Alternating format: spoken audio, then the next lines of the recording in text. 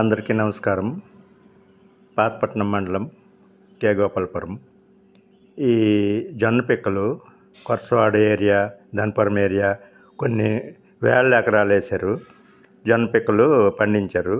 ఇవి ప్రభుత్వము ఎందుకు కొనట్లేదు? ఈ బ్రోకర్లే కొంటున్నారు. తర్వాత ఒక కింట 2100 కొంటున్నారు. తర్వాత 102 కేజీలు తోస్తున్నారు. మరి ఇవి ఎక్కడికి వెళ్తున్నాయి?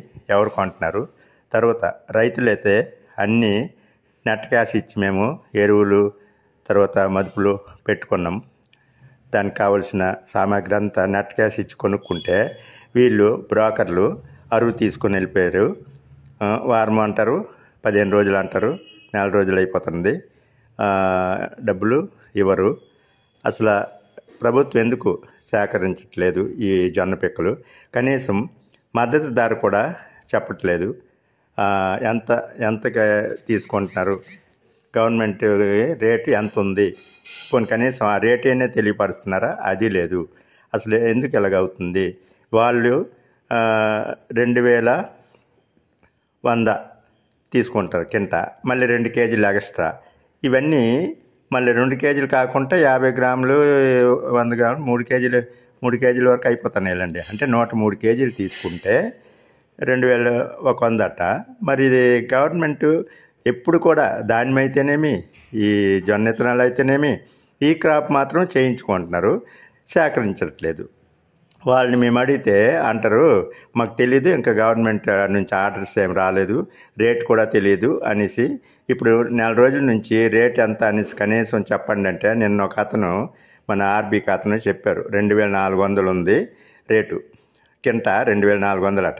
మరి 2400 ఉంటే మరి 2100కి ఎలా కొనుకెళ్ళిపోతున్నారు బ్రోకర్లు? మరి ఇవి కొన్ని వేల టన్నులు పండించారు. కొరసవాడ ఏరియా, ధనపురం ఏరియా, యువతల పాతపట్నం ఇవంతా.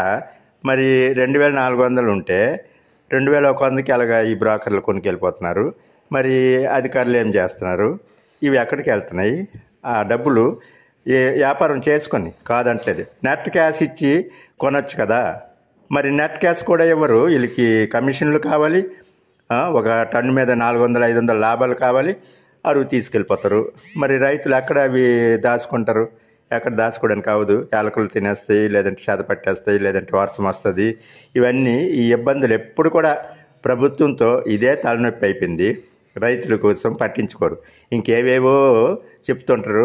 ఇది మాత్రము ఎప్పుడు రైతుల కోసం పట్టించుకున్న ప్రభుత్వము ఏదీ లేదు. ఎందుకంటే కూటమి ప్రభుత్వం వచ్చి ఇవన్నీ చేస్తారు, రైతులకి మేలు చేస్తారు అనుకుంటే ఏం లేకుండా అయిపోయింది.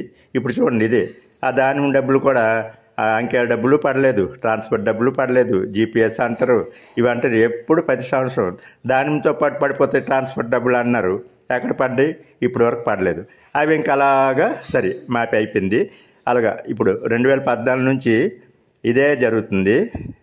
ట్రాన్స్పోర్ట్ డబ్బులు, గోన్ డబ్బులు పడతాయి అంటారు, పడవు. తర్వాత అనేసి అవి అలాగా మరి మార్చిపోతాయి. ఈ బ్రోకర్లకి ఏడు చేస్తున్నారో తెలీదు. ఈ రైతులేమో పట్టించుకోరు.